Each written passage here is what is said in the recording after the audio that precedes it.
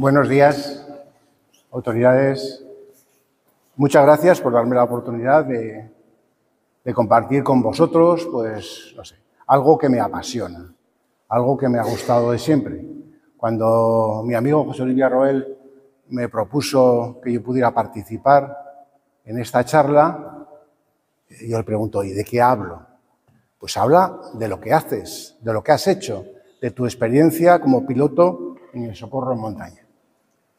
Y eso es lo que voy a intentar hacer. Cuando yo salí teniente de la Guardia Civil, mi primera unidad territorial, donde fui destinado, fue a Boñar, pues un pueblo de León, en la parte norte de León, y enseguida me hice cargo de lo que era una compañía de la Guardia Civil, la compañía de Cistierna. Dentro de ese territorio, que cogía toda la franja este de la provincia de León, este y la parte norte, pues está la zona de Picos de Europa, correspondiente a León, pues está la zona de los puertos de Tarna, el puerto del Pontó, o sea, zona montañosa importante de la provincia de León. Y estando allí tuve la oportunidad de participar, pues como un guardia civil más, pues de rescates en montaña. En aquella época, en la Comandancia de León existía un grupo de montaña que estaba ubicado en León, en la capital, el que actualmente se encuentra en Sabero, y bueno, eran los que asumían la responsabilidad del socorro en montaña en aquella época. Yo, teniente joven, con mucho ardor guerrero, pues donde había un problema procuraba estar.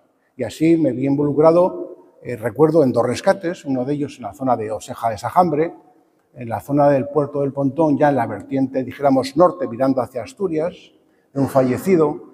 Ahí la labor fue más corta, fue un rescate más corto, pero bueno, fue mi primer rescate en montaña como guardia civil. Y luego tuve otra experiencia en un rescate en la zona de Riaño, donde sí pude disfrutar, entre comillas, de lo que es un rescate terrestre con una camilla, la Percha Barnau, que igual los antiguos la recordéis de ella, era una especie de pértiga con 2 apoyos para los hombros y el herido iba colgando en una lona debajo.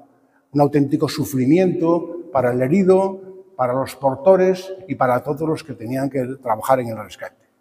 Ahí me tocó, pues de noche, lloviendo, pues colaborar en el descenso de una camilla y os puedo decir que es un recuerdo imborrable.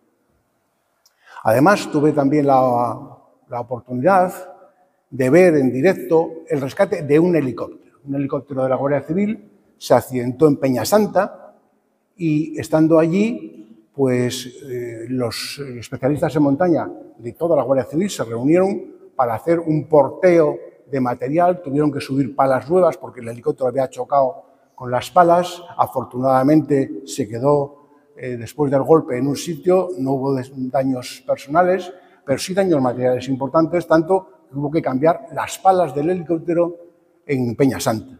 Para hacer eso, dado que el helicóptero había perdido nivel, donde estaba no podían ponerse las palas porque claro, habían pegado. Luego estaba a nivel de las piedras, hubo que hacer una plataforma, levantar el helicóptero, bueno, un número tremendo. Y bueno, eso lo pude disfrutar yo también allí como jefe de la unidad territorial. Una anécdota de aquella época, bueno, pues una persona que luego conocí, trabajé mucho y con el cual guardo una gran amistad, el actual subteniente Domínguez de Voltaña, que muchos de vosotros conozcáis, pues bueno, estando allí de Guardia Civil de Montaña, de sus primeras actividades, pues se perdió en la niebla. Lo que es la niebla en Picos de Europa. Todos sabemos su evolución, su rapidez, y que alguien que ha recorrido el mismo itinerario 20 veces, pues la vez 21 se puede perder. Pero bueno, es una anécdota que más adelante volveré a comentar. Después de esto, pues yo hago el curso de helicópteros. ¿Qué podía hacer? Me gustaba la montaña, pues veía que lo más interesante era hacer el curso de helicópteros. Hago el curso de helicópteros y desde el principio mi orientación, yo soy asturiano y la orientación a la montaña es algo que desde pequeñito siempre me atrajo. Hice el curso de helicópteros, repito, y en las primeras intervenciones que había en montaña yo procuraba ser voluntario para ellas. En aquella época no había unidades dispersas por el territorio, sino que solamente había 6 helicópteros en la Guardia Civil y los 6 estaban en Madrid. Pero bien es cierto que cuando llegaba Semana Santa, Navidades y sobre todo el verano, se destacaban helicópteros a Asturias y a Jaca. Bueno, pues de los habituales en esas concentraciones era yo. Hasta que finalmente, en el año 86, fijaros ya el tiempo que hace, pues se crea la unidad de helicópteros de Huesca, la UEL 41 llamada entonces, actual Unidad Aérea de Huesca, pues se crea y yo vengo en esa unidad y desde entonces, durante 16 años, estuve haciendo rescates en montaña en el Pirineo aragonés. Más de 5.000 horas de vuelo, más de 2.000 rescates en montaña, unas experiencias apasionantes y es la etapa de mi carrera profesional de la que guardo mejores recuerdos y yo creo que mejores amigos. Bueno, pues ya nos metemos en materia. ¿Y realmente creemos que el helicóptero es la herramienta idónea para el rescate en montaña? Pues aparentemente parece evidente que sí, ¿no? Es una máquina que es versátil, es decir, se puede emplear o cambiar de aplicación con mucha rapidez, es razonablemente rápida en distancias cortas, es capaz de operar independiente del terreno, tiene una capacidad de franquear obstáculos, actuar sin comunicaciones o con malas comunicaciones, incluso es capaz de detectar algo y de actuar sobre ello, cosa que los medios aéreos en general, como los de ala fija, no pueden hacerlo, pueden detectar, pero no pueden actuar. Luego, en principio, parece que el helicóptero está pensado para esto, es una máquina idónea para ello. Y es cierto, lo es, pero yo quiero reflexionar un poco con ustedes que no todo es bueno, también tiene algunos problemas, que para pilotar helicópteros y para operar con ellos conviene que no solamente los pilotos, sino todos los que se ven dentro de ese equipo de socorro conozcan. Sus limitaciones de motor y las limitaciones propias de la aerodinámica hacen que tenga limitaciones de rendimiento en altura. El helicóptero no puede volar a cualquier altura ni puede transportar cualquier peso.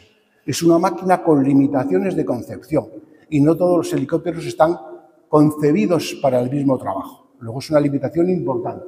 Limitaciones aerodinámicas y limitaciones de motor.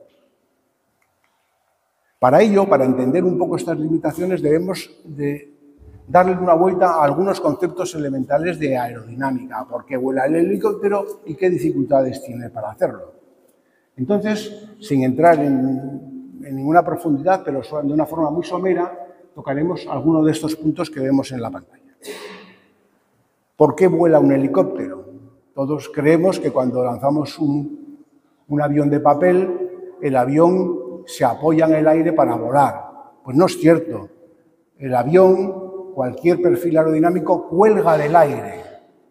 Es decir, lo que se produce como consecuencia de que las partículas de un fluido laminar, que como puede ser el aire, al chocar contra un perfil que tenga una forma aerodinámica, el mayor recorrido que tiene por una de las partes del perfil hace que la velocidad en ese recorrido sea mayor que la del otro, con lo cual, por el principio, por Bernoulli, pues tenemos una depresión.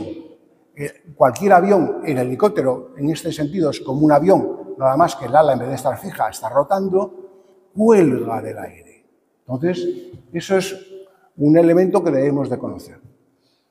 Fijaros que la sustentación o el recorrido que tenga el aire por la parte de arriba de ese perfil, ese recorrido podrá aumentar a voluntad si podemos aumentar el ángulo con el que esa pala, con el que ese perfil incide. Pero no podemos aumentarlo hasta el límite. ¿Por qué? Porque moverlo, la resistencia que tendría contra el aire sería brutal, no habría motor que fuera capaz de hacerlo y sobre todo porque para que eso se produzca, el aire o el fluido, en este caso el aire, debe de seguir siendo laminar.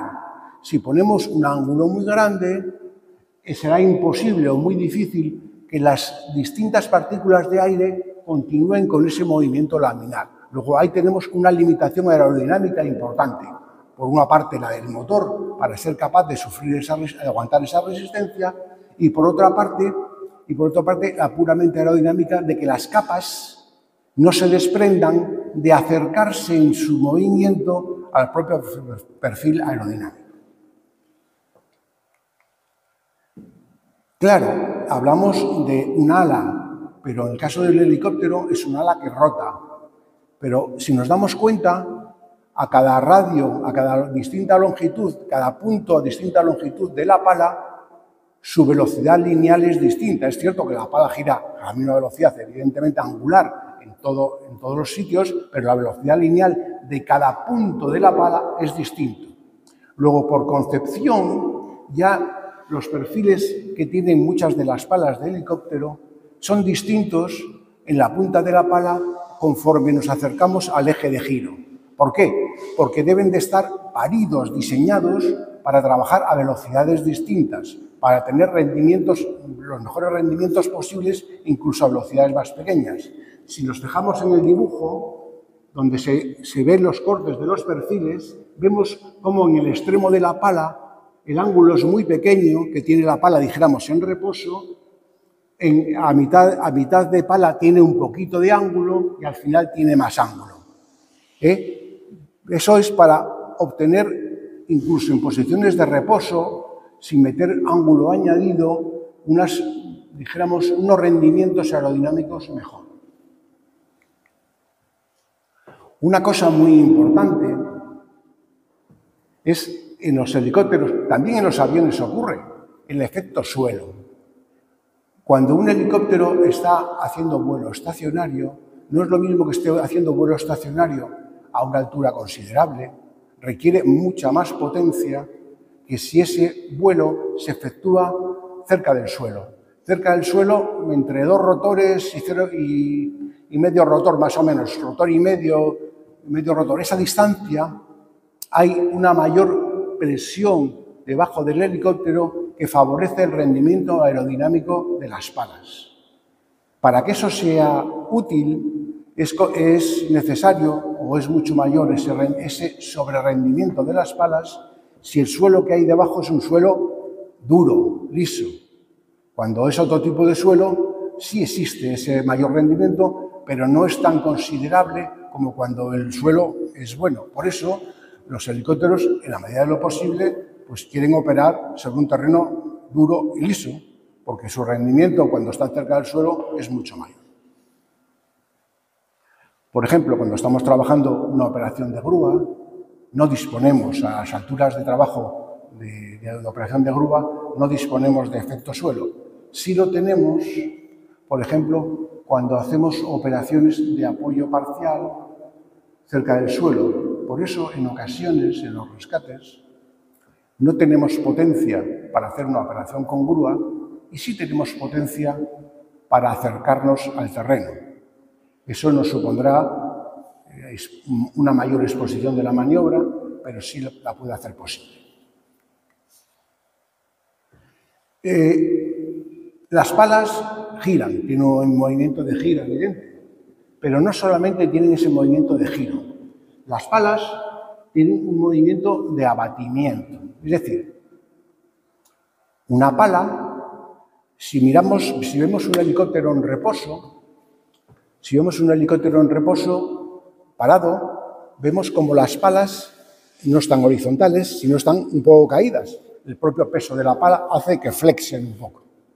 Si nos fijamos cuando el helicóptero empieza a funcionar, empieza a coger revoluciones, nos damos cuenta cómo las palas van a coger su plano de rotación, van subiendo las palas.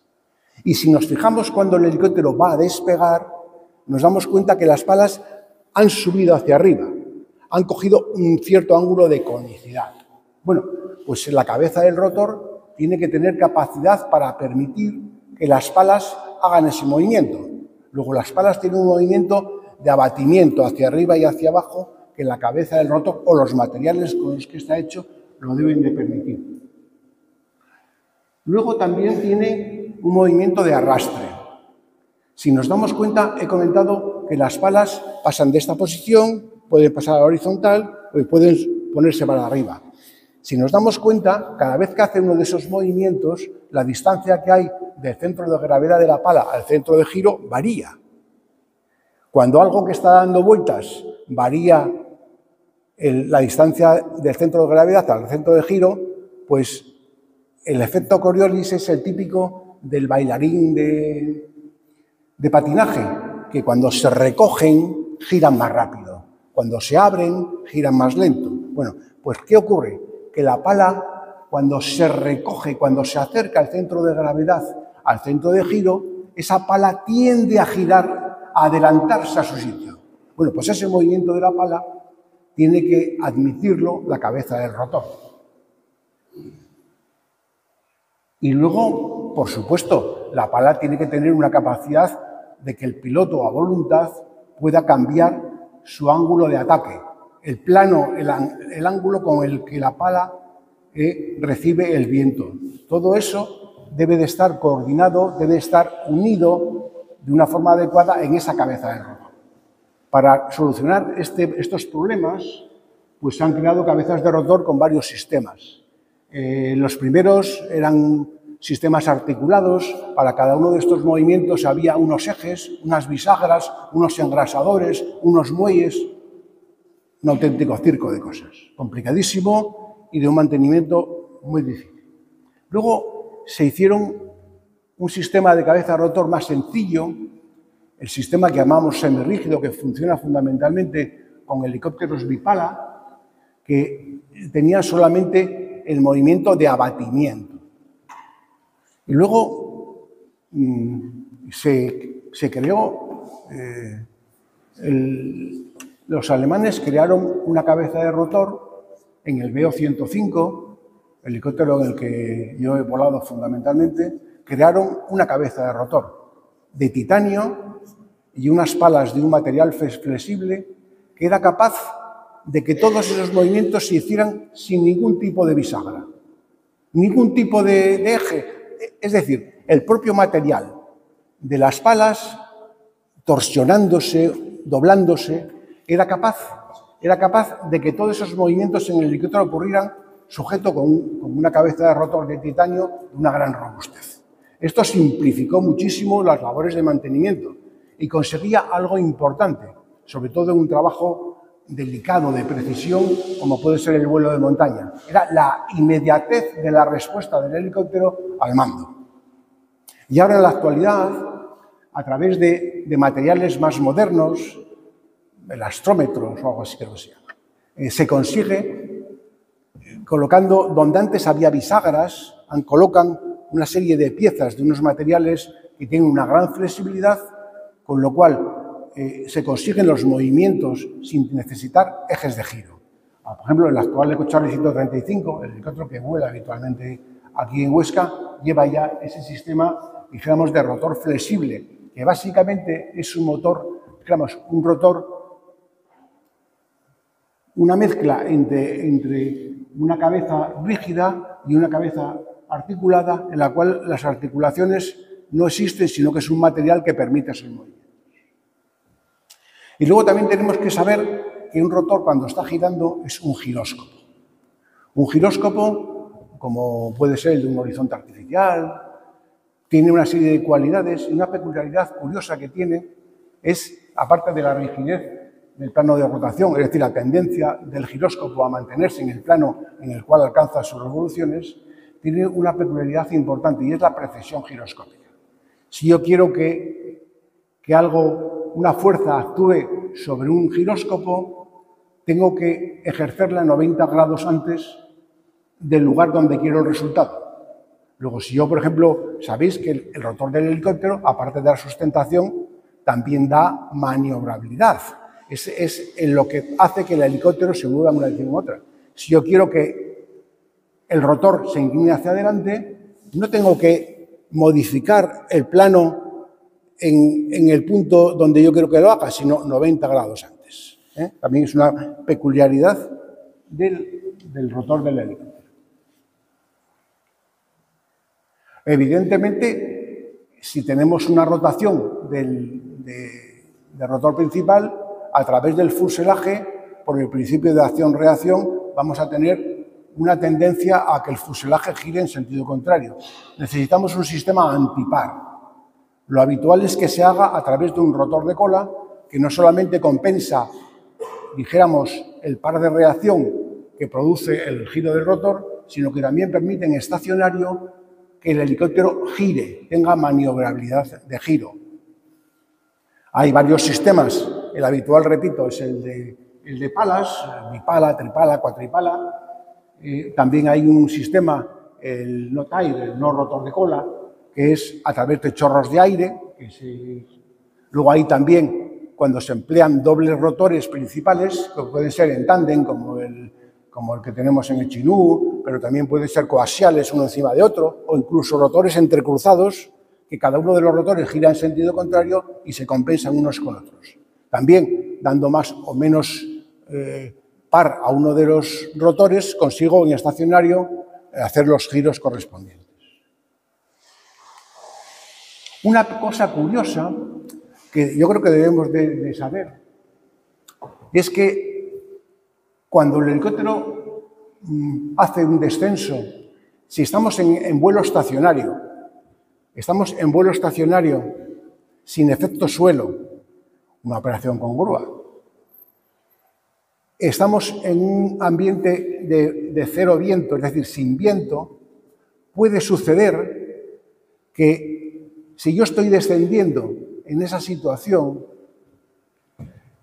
la velocidad con la que yo desciendo haga que parte del viento que el rotor lanza hacia abajo, realmente el resultante sobre la pala del rotor sea hacia arriba y se creen unos anillos que hagan que tenga un vacío y el helicóptero se hunda, se caiga. De repente el helicóptero se cae.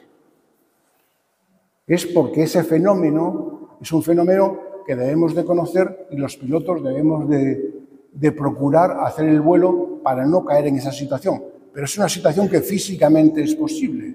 Luego es una limitación también que nos obliga, en caso de esas situaciones meteorológicas y esos lugares, esas maniobras en esos lugares, a hacerlo con muchísima precaución para no caer en este fenómeno físico. Luego, el consejo de la abuela cuando vuelas en helicóptero. Hijo mío, vuela bajito y despacio. No, el helicóptero debe de volar rápido y alto, porque es cuando más defensas tiene ante una emergencia. En ese gráfico, por ejemplo, se pone, es de un helicóptero, no recuerdo ahora mismo cuál es, donde marca en el gráfico de la derecha una serie, unas zonas sombreadas.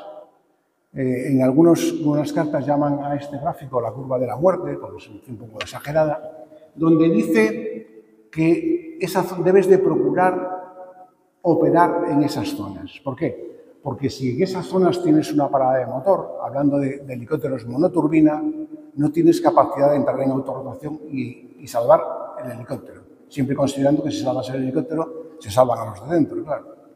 Entonces, es una zona a evitar la maniobra. Fijaros, si veis, cualquier estacionario un poquito alto está dentro de esa zona. Por eso los despegues de los helicópteros se hacen cogiendo velocidad relativamente cerca del terreno, porque es la situación en la cual, si hay una emergencia en el despegue, tienes más posibilidades de salvarla. Afortunadamente, los helicópteros biturbina tienen más posibilidades de salir de estas situaciones. Pero, repito, son limitaciones aeronáuticas que debemos de conocer, aerodinámicas, perdón. Una peculiaridad también del helicóptero.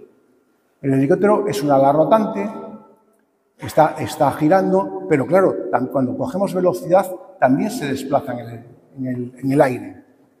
La pala que avanza tiene su velocidad tangencial correspondiente más la velocidad de avance, se le suman. Pero, sin embargo, la pala que retrocede, a la velocidad que le corresponda, velocidad lineal por el lugar que ocupa, hay que restarle la velocidad con la que el helicóptero está avanzando. Luego da la peculiaridad de que incluso hay una parte dentro del rotor que recibe el viento relativo por detrás. Eso nos dice claramente que la pala que avanza tiene más viento, más velocidad, más sustentación que la que retrocede. Si eso no lo compensamos de alguna manera, el helicóptero vuelca. Sobre todo eso es lo que le pasaba lo que le pasaba en los primeros modelos que hizo de la Cierva, cuando estaba de alguna forma diseñando el autogiro, todos le volcaban. Y esto requiere una compensación o mecánica o incluso de dejar una libertad de movimiento para que la pala que tiene más sustentación suba, la que tiene menos sustentación baje, y de esa forma, casi de una manera automática, se compensan esas disimetrías.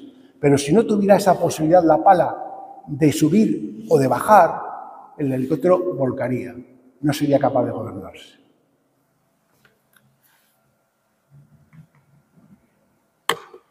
Bueno, hemos visto un poco, no sé, de una forma muy somera, lo que es unos pocos de rudimentos aerodinámicos. Pero vamos a ir ya al terreno, vamos a ir a lo que nos lleva aquí al rescate. Las limitaciones operativas propiamente del helicóptero. Yo las he tocado en esos 4 puntos, las limitaciones orográficas, meteorológicas, de peso y de capacidad interior. Las dificultades orográficas son evidentes. Si queremos operar en montaña, la montaña tiene dificultades orográficas que tenemos que superar.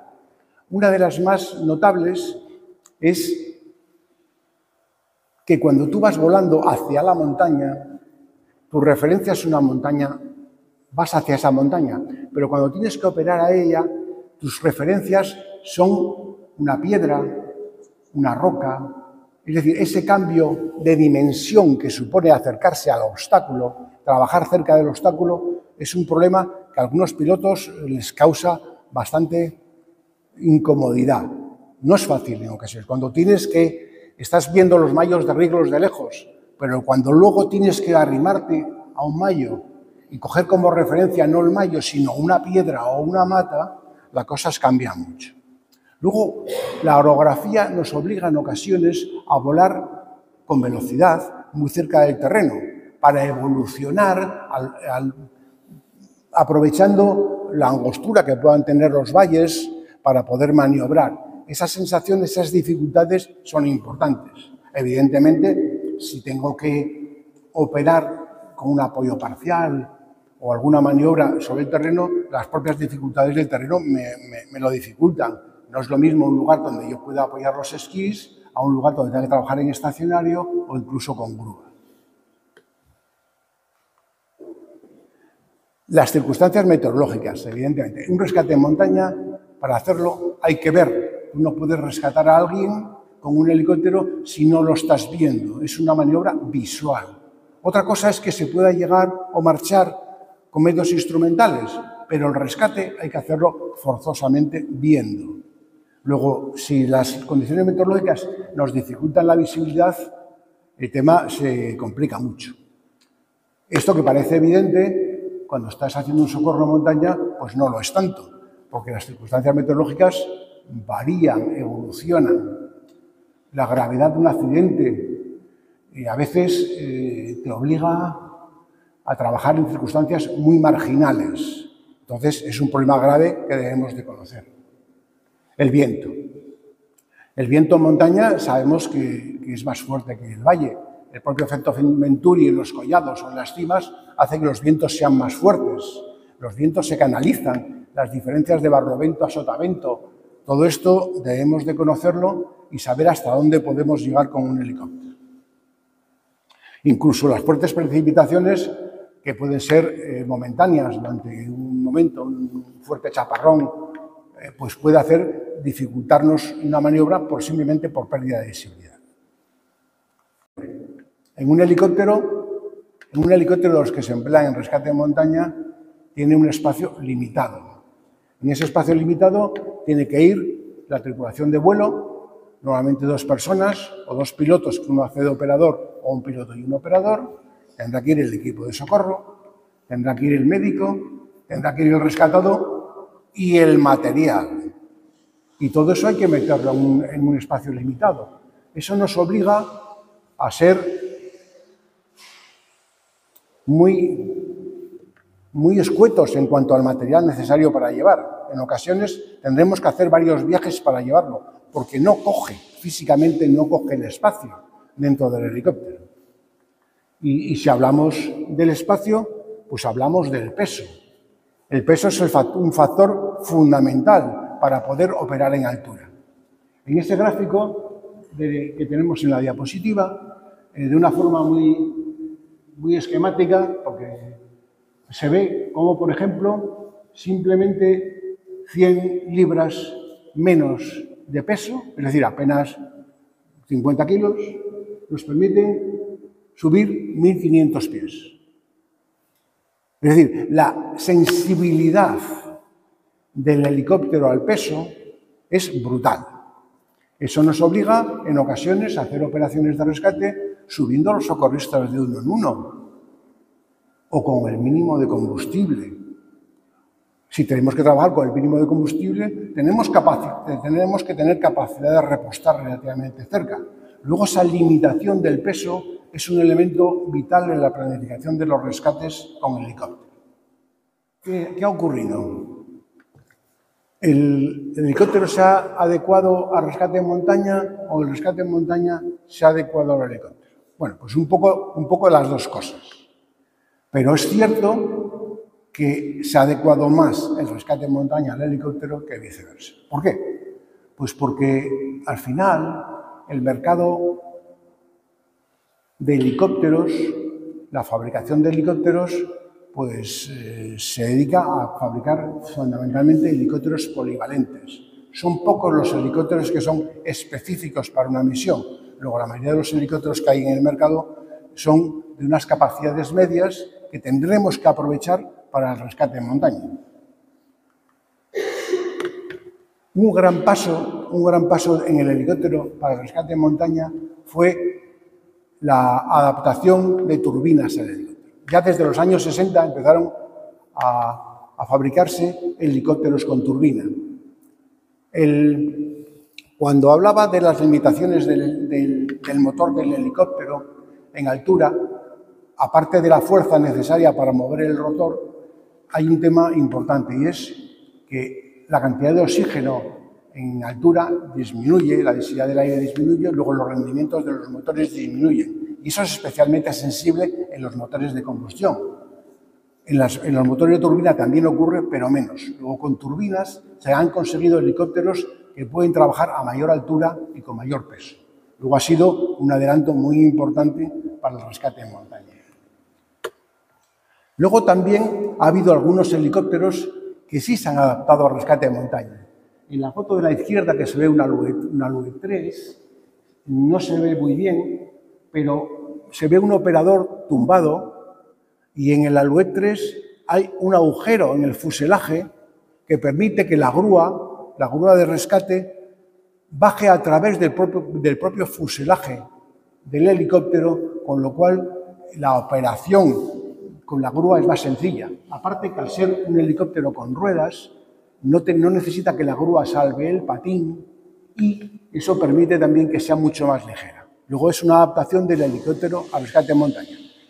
Es muy poco frecuente que esto haya ocurrido, pero bueno, es un ejemplo de sí adaptación de un helicóptero al rescate en montaña.